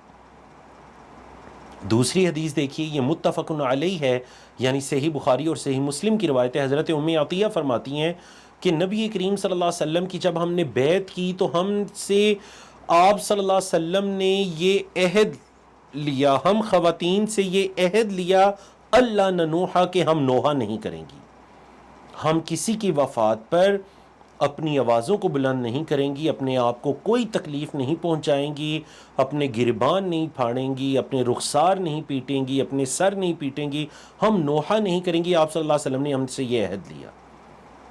تیسری حدیث صحیح مسلم کی ہے کہ حضرت ابو ہریرہ رضی اللہ تعالیٰ عنہ کی روایت ہے کہ اللہ کے رسول صلی اللہ علیہ وسلم نے فرمایا، دو چیزیں ایسی ہیں کہ لوگ ابھی تک ان دو چیزوں کے ذریعے کفری اعمال میں پڑے ہوئے ہیں۔ نمبر ایک، نسب کے اندر طعن کرنا، اور نمبر دو، کسی کے مر جانے پر نوحہ کرنا، کسی کو نسب کی یاد دلانا کہ میرا نسب ایسے ہے اور آپ کا نسب ایسے ہے، آپ یہ ہوتے ہیں اور ہم یہ ہوتے ہیں۔ دیکھیں ہمارے معاشرے میں ہے یا نہیں، وہ فلاں وہ تو کمی کمین ہے جی، نعوذ باللہ من ذالک۔ نسب پر فخر کرنا، اپنے نسب کو کوئی بڑا اعلی یا کوئی بڑا شان و منزلت والا سمجھنا، فہم کے اندر یا مال و دولت کے اندر یا عزت و مرتبے کے اندر، اور دوسرے کو حقیر سمجھنا، یہ بالکل جائز نہیں ہے۔ فرمایا یہ کفریہ، یہ جاہلیت کے اعمال ہیں، نسب نامے پر فخر کرنا اور میت پر نوحہ کرنا، کسی کے وفات پر نوحہ کرنا۔ اور چوتھی حدیث جو صحیح مسلم کی روایت ہے، حضرت ابو مالک الاشعری رضی اللہ تعالیٰ عنہ کی روایت ہے کہ اللہ کے رسول صلی اللہ علیہ وسلم نے فرمایا، نوحہ کرنے والی عورت اگر اپنی موت سے پہلے توبہ نہیں کرے گی تو قیامت کے دن وہ اس حالت میں اٹھے گی کہ اس کو گندک کی ایک قمیص پہنائی جائے گی، اور جو اس کو زرہ پہنائی جائے گی اس کے جسم پر، وہ ایک خارش آلود جڑی بوٹی کی ہوگی۔ اللہ اکبر، کتنی سخت وعید ہے کس عورت کے لیے جو نوحہ کرتی ہے۔ آج ہمارے معاشرے کے اندر جب کوئی فوت ہو جاتا ہے نا، تو ہر محلے علاقے کے اندر اسپیشل کچھ عورتیں ہوتی ہیں جنہیں رکھا جاتا ہے مرنے والے کی وفات پر اشعار پڑھنے کے لیے، نعتیہ کلام پڑھنے کے لیے۔ وہ اس انداز سے نعتیہ کلام اونچی آواز میں پڑھتی ہیں کہ جس نے نہیں بھی رونا ہوتا نا وہ بھی رونا شروع ہو جاتا ہے۔ اسی کو تو نوحہ کہتے ہیں۔ کوئی یہ کہہ سکتا ہے کہ جی وہ تو کلمہ پڑھا جا رہا تھا، اگرچہ کلمہ پڑھا جا رہا تھا لیکن اس کے ذریعے باقیوں کو رلایا جا رہا تھا یا نہیں؟ کیا نبی کریم صلی اللہ علیہ وسلم نے صحابہ کرام کی وفات پر ایسے کلمے بلند کیے یا ایسے نعتیہ کلام یا دیگر کلاموں کو بلند کیا؟ وہاں سے تو ایک ہی صدا بلند ہوتی تھی، انا للہ و انا الیہ راجعون، انا للہ ما اخذ، جو اللہ نے لے لیا وہ بھی اس کا تھا، وَلَهُ مَا أَعْطَى، جو اس نے دیا وہ بھی اسی کا ہے، وَكُلُّ شَيْءٍ عِندَهُ بِأَجَلٍ مُّسَمًّى، ہر چیز کا اللہ کے ہاں ایک وقت مقرر ہے، فَاصْبِرُوا وَاحْتَسِبُوا، صبر سے کام لو اور اس صبر پر اللہ سے اجر کی امید رکھو۔ تو ہمیں اس مہینے کے اندر ایسے غیر شرعی اعمال سے اپنے آپ کو بچانا چاہیے۔ اب ہم چلتے ہیں جی اپنے کورس کے جو دوسرے موضوع کے اندر ہمارا بنیادی دوسرا موضوع تھا احکام و مسائل کا، اس کے اندر دوسرے موضوع کی طرف چلتے ہیں، اور وہ ہے صحابہ کرام رضی اللہ تعالیٰ عنہم کا مقام و مرتبہ۔ اس بارے میں حضرت عبداللہ بن مسعود رضی اللہ تعالیٰ عنہ کا بڑا ہی پیارا قول ہے، بڑا پیارا قول۔ کہتے ہیں، ان اللہ نظر فی قلوب العباد، اللہ رب العزت نے بندوں کے دلوں کو دیکھا، فوجد قلب محمد صلی اللہ علیہ وسلم خیر قلوب العباد، تو محمد صلی اللہ علیہ وسلم کے دل کو بندوں میں سب سے بہترین دل پایا، فاصطفاہ لنفسہ فابتعثہ برسالتی، اللہ نے ان کو منتخب کر لیا اپنے پیغام کو اپنے بندوں تک پہنچانے کے لیے۔ پھر کیا ہوا؟ جب محمد صلی اللہ علیہ وسلم کا انتخاب ہو گیا، ثم نظر فی قلوب العباد بعد قلب محمد صلی اللہ علیہ وسلم، پھر محمد صلی اللہ علیہ وسلم کے دل کو دیکھ لینے کے بعد پھر ساری مخلوقات کے دل کو دیکھا، تمام انسانوں کے دلوں کو دیکھا، فوجد قلوب اصحابہ خیر قلوب العباد، تو محمد صلی اللہ علیہ وسلم کے صحابہ کے دلوں کو سب سے بہترین سینے پایا، دل پایا، فجعلہم وزراء نبیہ یا انصار نبی ہی، تو اللہ نے ان کو اپنے نبی کے وزراء اور نبی کے مددگار چن لیے۔ تو صحابہ کا انتخاب کس نے کیا؟ اللہ نے کیا۔ نبی کریم صلی اللہ علیہ وسلم کا انتخاب کس نے کیا؟ اللہ نے کیا۔ یاد رکھیے گا، یہ وہ عظیم جماعت اور یہ وہ پاک باز ہستیاں ہیں جنہیں اللہ نے نبی کریم صلی اللہ علیہ وسلم کی صحبت کے لیے چن لیا تھا۔ آپ علیہ صلاۃ والسلام معلم تھے، آپ استاد تھے، اور یہ صحابہ کرام آپ کے تربیت یافتہ شاگرد تھے۔ اور یاد رکھیے گا آج بھی آپ کے ہاں کسی بھی انسٹیٹیوٹ کے اندر، ادارے کے اندر طلباء کی، اسٹوڈنٹس کی کامیابی استاد کے لیے نیک نامی کا باعث ہوتی ہے، ایسے ہی ہے جی۔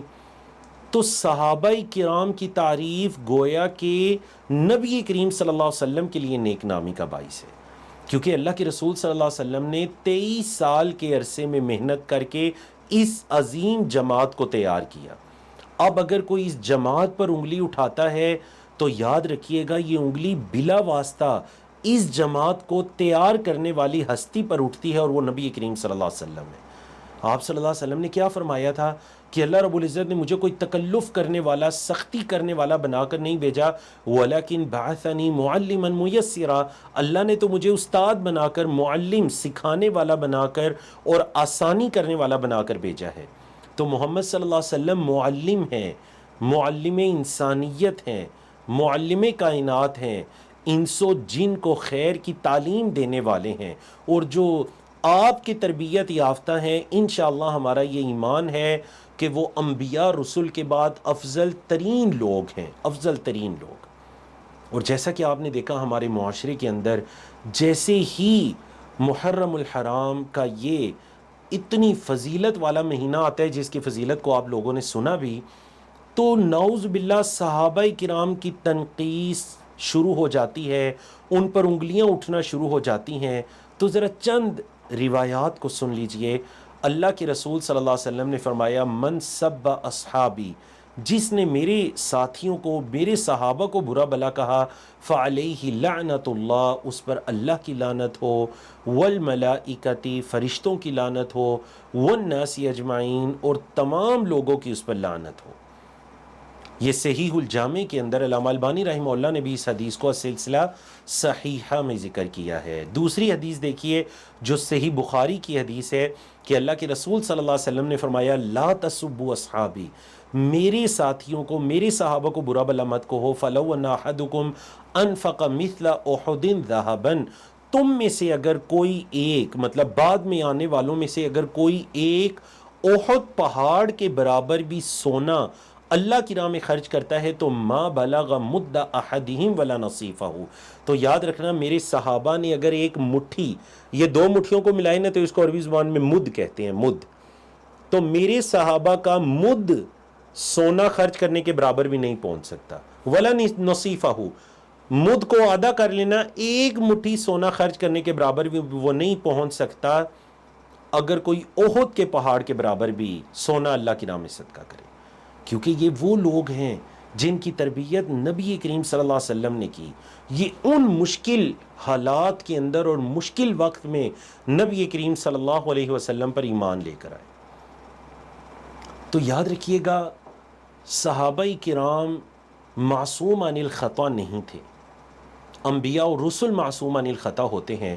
صحابہ کرام کے کچھ آپس میں اختلافات ہو گئے، ان اختلافات کی بنا پر کچھ جنگیں بھی ہوں گئیں، جن اختلافات کی تہ میں جانا یقیناً ہمارے موضوع سے متعلقہ بھی نہیں ہے اور ہے بھی تفصیلی، لیکن خلاصہ اگر ذکر کیا جائے کہ ہمارا رویہ اور طریقہ کار کیا ہونا چاہیے صحابہ کرام کے بارے میں، اور خاص کر جب ان کے اختلافات ہمارے کانوں میں ڈالے جائیں کہ دیکھیں فلاں صحابی نے ایسے کر لیا، فلاں نے ایسے کر دیا، یہ ہو گیا، وہ ہو گیا، تو ام المومنین حضرت عائشہ رضی اللہ تعالیٰ عنہ کی اس نصیحت کو سن لیا کریں۔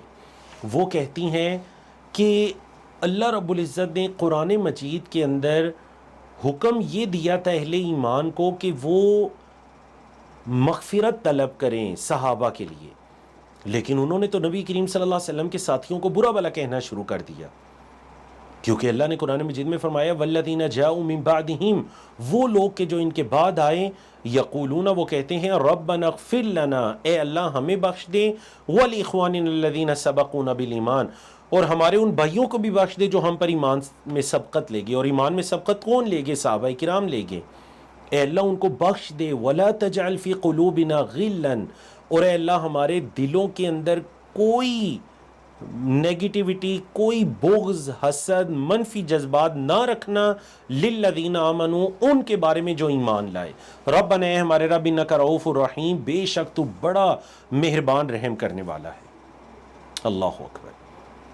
تو جو پہلے ایمان لانے والے ہیں ان کے لیے بعد میں ایمان لانے والے مغفرت کی دعائیں کرتے ہیں۔ تو ام المؤمنین حضرت عائشہ فرماتی ہیں ان لوگوں کو تو یہ حکم دیا گیا تھا کہ پہلے ایمان لانے والوں کے لیے مغفرت کی دعائیں کریں، اور انہوں نے برا بھلا کہنا شروع کر دیا، نعوذ باللہ۔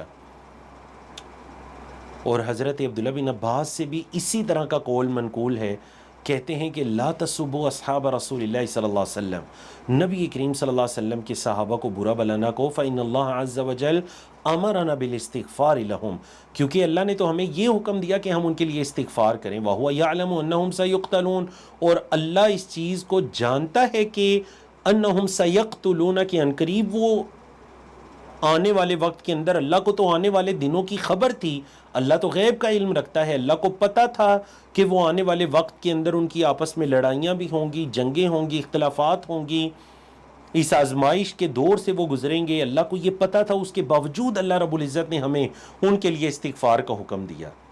اللہ اکبر۔ اب یاد رکھیے گا کہ ہم کچھ تاریخی شخصیات کے اقوال کی روشنی میں دیکھتے ہیں کہ ہم بحیثیت مسلمان ہمارا کیا رویہ ہونا چاہیے صحابہ کرام کے بارے میں یا ان کے آپس کے اختلافات کے بارے میں۔ حضرت عمر بن عبدالعزیز کا طریقہ کار کو جانتے ہیں، امام احمد بن حنبل کے طریقہ کار کو جانتے ہیں، امام شافعی رحمہ اللہ کے طریقہ کار کو جانتے ہیں۔ عمر بن عبدالعزیز خلیفہ راشد، جن کو خلیفہ خامس بھی کہا گیا، بنو امیہ سے ان کا تعلق تھا، عدل و انصاف کرنے والے، جن کے زمانے کے اندر اللہ کی زمین عدل و انصاف سے بھر گئی، زکوٰۃ دینے کے لیے لوگ پھرتے تھے، کوئی لینے والا نہیں بچا تھا۔ عمر بن عبدالعزیز سے سوال ہوا کہ جو جنگ صفین کے اندر شریک ہوئے ہیں ان کا کیا حکم ہے؟ تو انہوں نے کہا تلک دماء طہر اللہ منہا یدیہ، دیکھو وہ جو خون تھے اللہ رب العزت نے میرے ہاتھوں کو ان سے محفوظ رکھا، اب جب میرے ہاتھ محفوظ ہیں تو میں کبھی بھی نہیں چاہوں گا کہ میں اپنی زبان کو ان کے ذریعے آلودہ کروں، تو میں کوئی گفتگو نہیں کروں گا اس چیز پر۔ اللہ رب العزت نے ہمیں محفوظ رکھا، تو ہم کیوں اپنی زبانوں کو ان چیزوں کے اندر ڈالیں جس کا اللہ نے ہمیں مکلف ہی نہیں ٹھہرایا۔ اللہ اکبر۔ اتنے حلیم الطبع انسان تھے کہ وہ کبھی کسی کو بڑی سزا نہیں دیا کرتے، کوڑوں وغیرہ کی سزا نہیں دیا کرتے، لیکن اگر وہ کسی کے بارے میں یہ سن لیتے کہ وہ صحابہ کرام میں سے کسی کی تنقیص کر رہا ہے، حضرت امیر معاویہ کے بارے میں کوئی نازیبہ الفاظ کہہ رہے یا دیگر کسی صحابی کے بارے میں، تو حضرت عمر بن عبدالعزیز اس کو کوڑے لگانے کا حکم دیا کرتے تھے کہ اس کو کوڑوں مارو۔ کیوں؟ کیونکہ یہ فتنے میں مبتلا ہو چکا ہے۔ اللہ رب العزت نے ہمیں مکلف نہیں ٹھہرایا کہ جو لوگ گزر چکے ہیں ان کے بارے میں ہم ایسی باتیں کریں، اللہ نے تو ہمیں یہ کہا ہے کہ ان کے لیے مغفرت کی دعا کریں۔ اللہ اکبر۔ امام احمد بن حنبل رحمہ اللہ کا طریقہ کار دیکھیے کہ ابوبکر المروزی فرماتے ہیں کہ امام احمد بن حنبل رحمہ اللہ سے پوچھا گیا کہ آپ سیدنا علی رضی اللہ تعالیٰ عنہ اور سیدنا امیر معاویہ رضی اللہ تعالیٰ عنہ کے بارے میں کیا کہتے ہیں؟ تو انہوں نے آگے سے انتہائی مختصر اور خوبصورت جواب دیا، انہوں نے کہا ما اقول فیہم الا الحسنى، میں ان کے بارے میں اچھی بات ہی کرتا ہوں۔ بات ختم۔ وہ اچھے لوگ تھے، میں ان کے بارے میں اچھی بات ہی کرتا ہوں، اس کے علاوہ مجھ سے ان کے بارے میں کوئی بات سننے کی توقع نہ رکھو۔ امام شافعی کا کیا طریقہ کار تھا؟ وہی طریقہ کار تھا امام شافعی کا کہ فرماتے ہیں یہ وہ خون تھے، اللہ رب العزت نے ہمارے ہاتھوں کو ان سے محفوظ رکھا، تو آج ہم اپنی زبانوں کو کیوں ان کے اندر ملوث کریں۔ اپنے شاگرد امام ربیع سے انہوں نے کہا کہ اے ربیع، کبھی صحابہ کرام کے بارے میں جو گفتگو ہے اس کے اندر مشغول مت ہونا، اگر تم نے ایسے کیا تو یاد رکھنا کل قیامت کے دن صحابہ کرام کی طرف سے جو مقدمہ لڑنے والے ہوں گے وہ نبی کریم صلی اللہ علیہ وسلم ہوں گے۔ کل قیامت کے دن تیرا آمنا سامنا نبی کریم صلی اللہ علیہ وسلم سے ہوگا، تو یہ آپ صلی اللہ علیہ وسلم کے ساتھی ہیں، کبھی ایسی باتوں کے اندر مشغول نہ ہونا جس سے صحابہ کرام کے مقام و مرتبے کے اندر کوئی کمی آ رہی ہے۔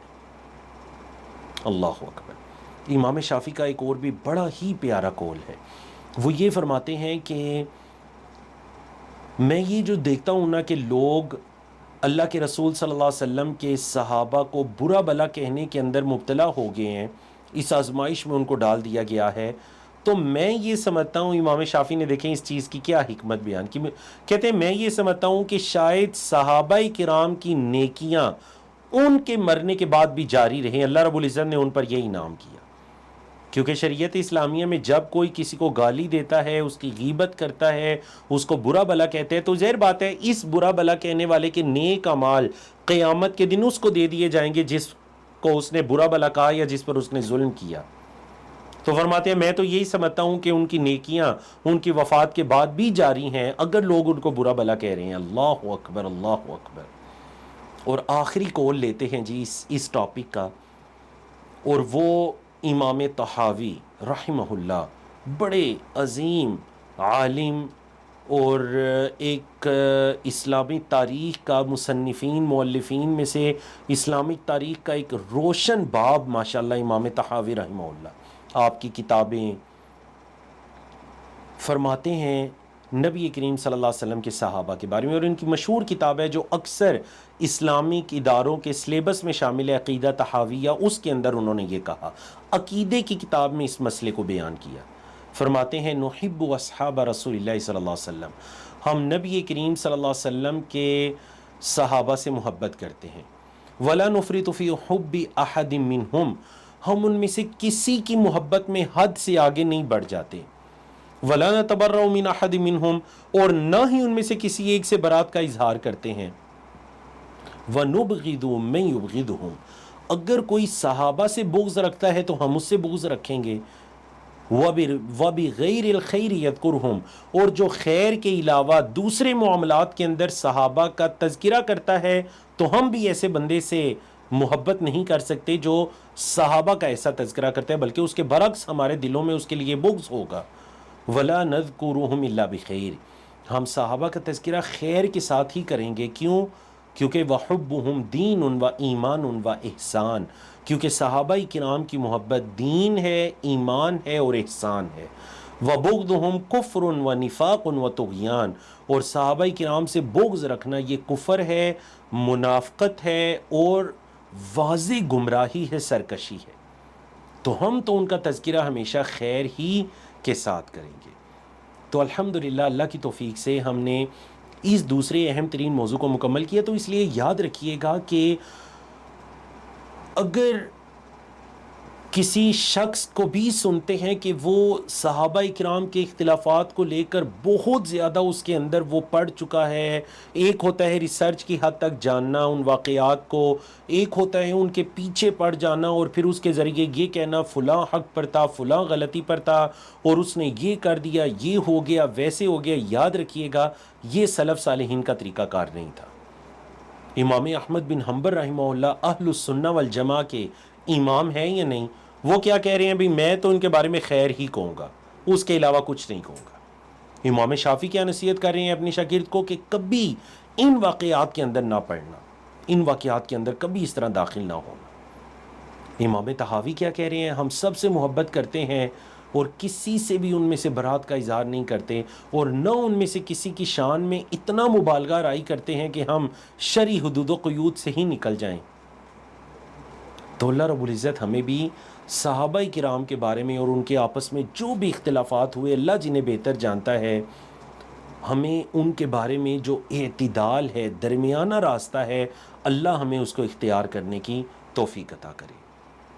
آخری موضوع کی طرف چلتے ہیں جی، اور وہ ہے یوم عاشوراء کے روزے کی مختلف صورتیں۔ اللہ کے رسول صلی اللہ علیہ وسلم نے جب یوم عاشوراء کا روزہ رکھا اور اس کے روزہ رکھنے کا حکم دیا، یہود نے یہ بتلایا کہ یہ وہ دن ہے، یا صحابہ کرام نے بتلایا کہ اس دن کی تائید یا اس دن کی عظمت جو یہود و نصارہ ہے وہ بھی کرتے ہیں، کیونکہ اس دن اللہ رب العزت نے حضرت موسیٰ علیہ السلام کو اور بنی اسرائیل کو فرعون کے ظلم سے نجات عطا کی تھی۔ اب جب یہ والی چیز آپ صلی اللہ علیہ وسلم کو پتہ چلی تو اللہ کے رسول صلی اللہ علیہ وسلم نے فرمایا کہ اگلے سال ہم 9 کا روزہ رکھیں گے۔ اب اگلا سال ابھی آیا نہیں تھا تو نبی کریم صلی اللہ علیہ وسلم کی وفات ہو جاتی ہے۔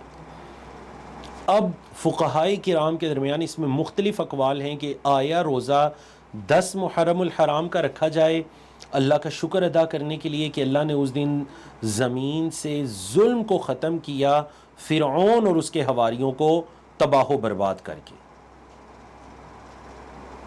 تو آیا صرف 10 محرم الحرام کا روزہ رکھنا چاہیے یا 10 کے ساتھ 9 کا بھی روزہ رکھنا چاہیے یا 10 کے ساتھ 11 کا روزہ رکھنا چاہیے؟ تو یاد رکھیے گا مختلف صورتیں ہیں. سب سے افضل یہ ہے کہ 9 10 دونوں کا روزہ رکھ لیا جائے، 9 اور 10 دونوں کا، کیونکہ فقہائے کرام کہتے ہیں کہ ایک اس بارے میں ایک تو ہمیں عبداللہ بن عباس کا قول ملتا ہے کہ آپ رضی اللہ تعالیٰ عنہ نے فرمایا کہ صوم التاسع والعاشرہ، 9 اور 10 دونوں کا روزہ رکھو، وخالف الیہود، اور یہود کی مخالفت کرو.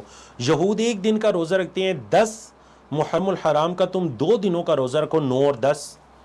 یا دوسری صورت یہ ہے کہ 10 اور 11 کا روزہ رکھ لیا جائے تاکہ ان کی مخالفت ہو، جیسے کہ بعض احادیث سے ثابت ہے. بعض فقہا کا یہ قول بھی ہے کہ صرف 9 کا روزہ رکھا جائے گا. تو ٹھیک ہے، 9 کے اندر بھی مخالفت ہے، 10 کا نہ رکھا جائے، 9 کا رکھ لیا جائے. اور اگر کوئی یہ کہتا ہے کہ وہ صرف 10 کا رکھے گا تو یہ بھی جائز ہے، لیکن افضل یہ ہے کہ 2 روزے رکھے، 9 10 کا رکھ لے یا 10 11 کا رکھ لے. میں نے فقہا کے مختلف اقوال آپ کے سامنے بیان کیے. تو دیکھیں، ایک تو وہ محرم ہے نا جو آج ہمیں دکھائی دیتا ہے، ایک وہ محرم الحرام ہے جو مدینہ منورہ نبی کریم صلی اللہ علیہ وسلم کے زمانے میں تھا. آج کی اور اس محرم کے اندر زمین آسمان کا فرق ہے. اس محرم میں کیا ہوتا تھا جی؟ اس محرم کے اندر تو اہل مدینہ روزے کی حالت میں ہوتے تھے. آج ہم کیا کہتے ہیں جی؟ آج ہم یہ کہتے ہیں پانی کی سبیلیں لگائیں، کھانے تقسیم کریں، پینے تقسیم کریں، یہ کریں وہ کریں. اللہ کے رسول صلی اللہ علیہ وسلم نے تو اس دن کو روزے کی حالت میں گزارا ہے، اور آپ دیگر لوگوں کو بھی کہہ رہے ہیں روزے نہ رکھیں بلکہ سبیلیں لگائیں اور کھانے تقسیم کریں. تو دیکھیں اس کے اندر نبی کریم صلی اللہ علیہ وسلم کے طریقہ کار کی مخالفت ہے یا نہیں؟ اب اگر ہم حضرت حسین ابن علی رضی اللہ تعالیٰ عنہما کی المناک شہادت کی وجہ سے ایسا کر رہے ہیں، تو وہ شہادت تو نبی کریم صلی اللہ علیہ وسلم کی وفات کے بھی غالباً 50-60 سال بعد ہوئی. تو ہمیں دین کہاں سے لینا ہے؟ آپ صلی اللہ علیہ وسلم کی وفات سے پہلے آپ کی وحی سے، آپ کی تعلیمات سے دین کو لینا ہے، یا آپ کے بعد؟ ہم نے آپ صلی اللہ علیہ وسلم کی تعلیمات سے دین کو لینا ہے. اور وہ دین ہمیں یہی کہتا ہے کہ نبی کریم صلی اللہ علیہ وسلم نے اس دن کا روزہ رکھنا پسند کیا، نہ صرف خود بلکہ صحابہ کرام کو بھی اس دن کا روزہ رکھنے کا حکم دیا، حتیٰ کہ اپنے گھر والوں کو بھی اس دن کے روزہ رکھنے کا حکم دیا. تو یاد رکھیے گا، اس دن سبیلے لگانا، کھانے پکانا، تقسیم کرنا، اس کی بنیاد ایک بدعت پر ہے، کسی شرعی عمل پر نہیں ہے. ایک ایسی چیز جس کو ثواب سمجھ لیا گیا، حالانکہ شریعت میں ثواب نہیں ہے. شریعت کا ثواب تو اس کے اپوزٹ ہے، اور وہ روزہ رکھنا ہے. تو یہ نہ دین ہے، نہ اس کا شریعت سے کوئی تعلق ہے. ایسے کھانے پکانا، تقسیم کرنا، حتیٰ کہ وصول کرنا، کھانا، یہ جائز نہیں ہے. ان افضل ترین دنوں کو روزے کی حالت میں گزاریے. یہ محرم شہر اللہ ہے، یہ اللہ کا مہینہ ہے. اس مہینے کے اندر زیادہ سے زیادہ روزے رکھیے. کوئی اگر طاقت رکھتا ہے ایک دن روزہ اور ایک دن روزہ نہ رکھے، تو یہ سب سے اللہ کو پسندیدہ روزے ہیں، حضرت داؤد علیہ السلام کے روزے ہیں. نہیں تو کم از کم اس مہینے کے اندر جو سموار اور جمعرات کے دن آئیں گے ان کے روزے رکھیے. 2 فضیلتیں حاصل ہو جائیں گی کہ ایک تو محرم اللہ کا مہینہ، اس کے روزے، اور دوسرا ان دنوں میں آپ کے اعمال اللہ کے ہاں پیش ہو رہے ہیں تو ڈبل اجر مل جائے گا. ورنہ کم از کم 9 10 محرم الحرام یا 10 11 محرم الحرام کی یہ دو روزے رکھیے. نبی کریم صلی اللہ علیہ وسلم نے کیا فرمایا تھا کہ یہ ایک روزہ 10 محرم الحرام کا روزہ پچھلے 1 سال کے گناہوں کا کفارہ بن جاتا ہے. اور اس مہینے کے اندر اپنے آپ کو بدعات سے بچائیے. اکثر ہمارے سوشل میڈیا کے اندر بھی اور میڈیاز کے اندر بھی اس مہینے کے آتے سار ہی نبی کریم صلی اللہ علیہ وسلم کے خاندان کی ان عظیم ہستیوں کے فضائل کو اس طرح سے بیان کیا جاتا ہے، اور ان کے فضائل میں اتنی مبالغہ رائی کی جاتی ہے، نعوذ باللہ من ذالک، کہ بعض اوقات انہیں ربوبیت کے درجے تک پہنچا دیا جاتا ہے، نعوذ باللہ. حالانکہ ایسی بات نہیں ہے. صحابہ کرام، نبی کریم صلی اللہ علیہ وسلم کے خاندان کے افراد، وہ انسان تھے. اللہ رب العزت نے انہیں اپنے نبی کریم صلی اللہ علیہ وسلم کی صحبت کے لیے چن لیا تھا. ایسی مجالس یا ایسے پروگرامز جہاں پر صحابہ کرام کی شان و منزلت کے اندر کوئی معمولی سی بھی تنقیص کی جاتی ہے کسی طنز کے ذریعے، بات کے ذریعے، ایسے پروگرامز کا بائیکاٹ کیجیے، ان کو مت دیکھیے، نہ اپنی نسلوں کو دکھائیے۔ اللہ رب العزت سے یہ دعا ہے کہ اللہ رب العزت ہمیں صحیح معنوں کے اندر اس مہینے کے جو ثابت شدہ فضائل ہیں ان پر عمل کرنے کی توفیق عطا کرے، اور اس مہینے کے اندر ہمارے معاشرے میں جو بدعات یا رسم و رواج عام ہو چکے ہیں، ایک دوسرے کے دیکھا دیکھی اور ایک دوسرے کو نیچا دکھانے کے لیے جو بھی بدعات رسم و رواج ہمارے معاشرے کے اندر عام ہو چکے ہیں، اللہ رب العزت ہمیں ان سے بچائے، اور اللہ رب العزت ہمیں اس مہینے میں زیادہ سے زیادہ روزے رکھنے کی توفیق عطا کرے۔ یہ اللہ کا مہینہ ہے، اللہ ہمیں اس مہینے میں قرآن سیکھنے کی توفیق عطا کرے، دین کا علم سیکھنے کی توفیق عطا کرے۔ وما توفیقنا الا باللہ۔ اقول قولی ھذا استغفر اللہ لی ولکم ولسائر المسلمین من کل ذنب، وصلی اللہ تعالی علی نبینا محمد وعلی آلہ وصحبہ اجمعین۔